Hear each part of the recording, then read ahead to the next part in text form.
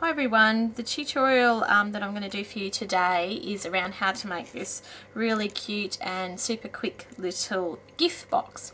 Some of you might recognise that it looks a little bit like a pillow box, but somehow it is a little bit shorter than your traditional pillow box, and you'd be right. It's essentially a box that's made out of the pillow box die for the Big Shot.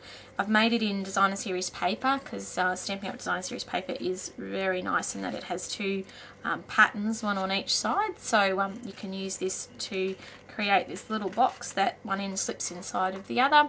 It's got a little pull tab there, and you can put jewellery, chocolates, whatever you like in it. So this one's made as a little Easter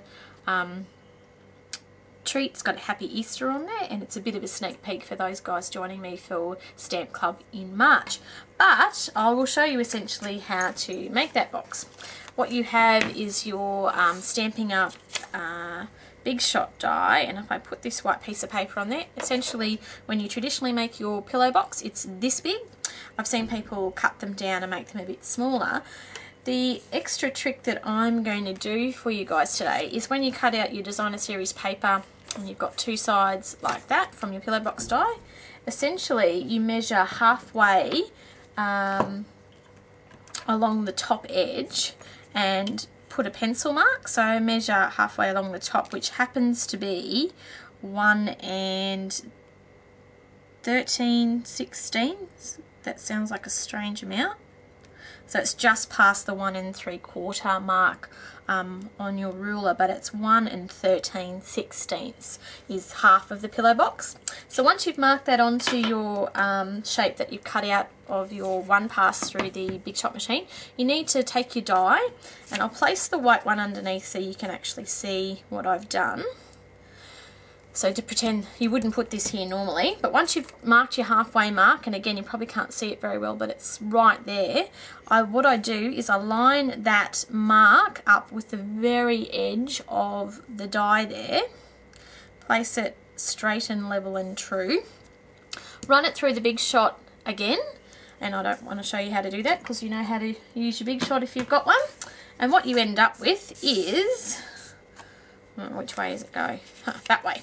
What you end up with is your pillow box die cut into two sections. It doesn't automatically come out with a piece of sticky strip on there, so just ignore that. But it comes out and you essentially have two pieces like that. One of which you will use for the bottom of your box, and the other which you will use for the top half of your box. Now, I have decided that I want the pretty pink to be the base of my box, so I placed my sticky strip on that outside edge.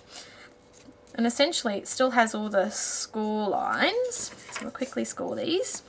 And I've decided that the green bit will be the bit that insets into my box, so I will score that. Now, the one thing you need to do on the bottom half of your box is to go along and take a 3/4 inch, actually no, it's not the 3/4, it's the 1/2 inch circle, sorry, it's the one down from the 3/4 inch. Once you've folded it in half along that score line, pop it in, and you can sort of see that it sort of fits that little tab that's left out perfectly. So line it up with that little tab, punch it out, you've got a gorgeous little circle there.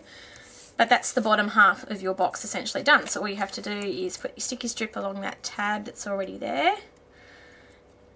Sticky strip just never plays nicely when I want to video it, but hopefully I can get this done today. Okay, so fold that bit down and assemble the bottom half of your box like so. Okay, you have a little bit that sticks off up the side there that can be trimmed like so, and fold your box in the way you would normally do a pillow box. So that's the bottom half of our new little pillow box ready to rock and roll. So the top half, to make our top of our box, what we want to do is I like to make sure that the fold goes down. Okay, yep, so it doesn't really matter actually. You just need to cut off one set of the perforations because you don't need both ends perforated. So cut along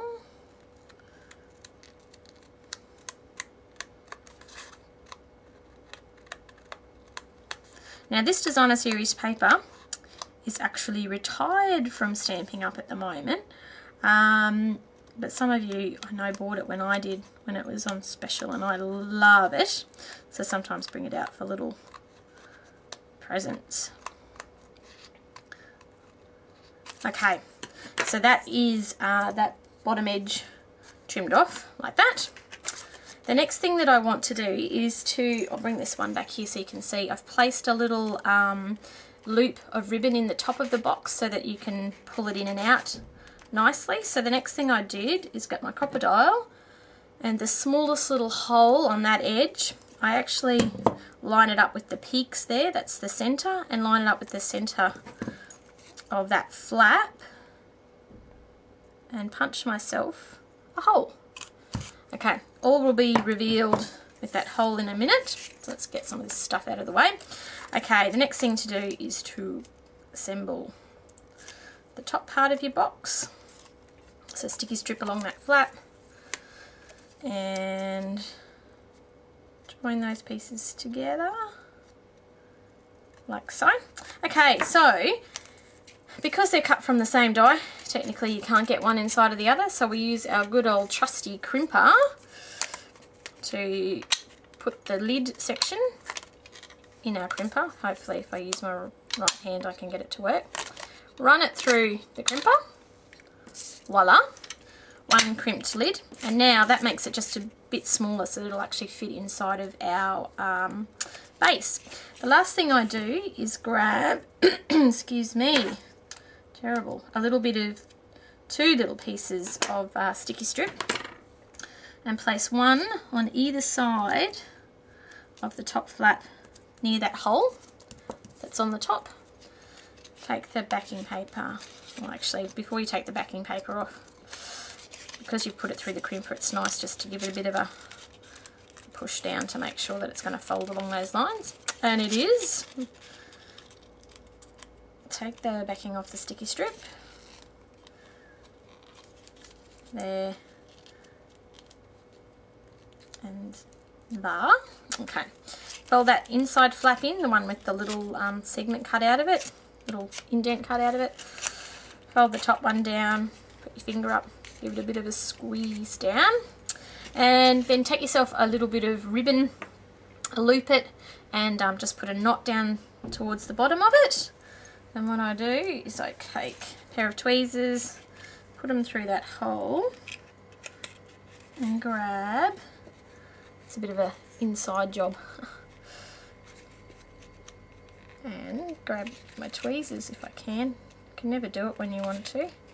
There we go, and pull that little loop of ribbon through the top of your box like that, and so you'll have the knot on the inside will keep it secure in there, and that's your little loop in your lid. Then, all going well, this will now fit inside that one. Look at that, how pretty. Now you can decorate it however you want, and the good thing with this, you can have a box as small as that, or if you've got something a bit larger, you can actually give it as a gift all the way out to that size. So here's the little Easter one that I've done, and I've just decorated it with a little bit of ribbon and a little brad and flower. You can decorate them however you like. Hope you enjoyed that tutorial, guys, and I hope you make lots of these little sweet pillow boxes. See ya!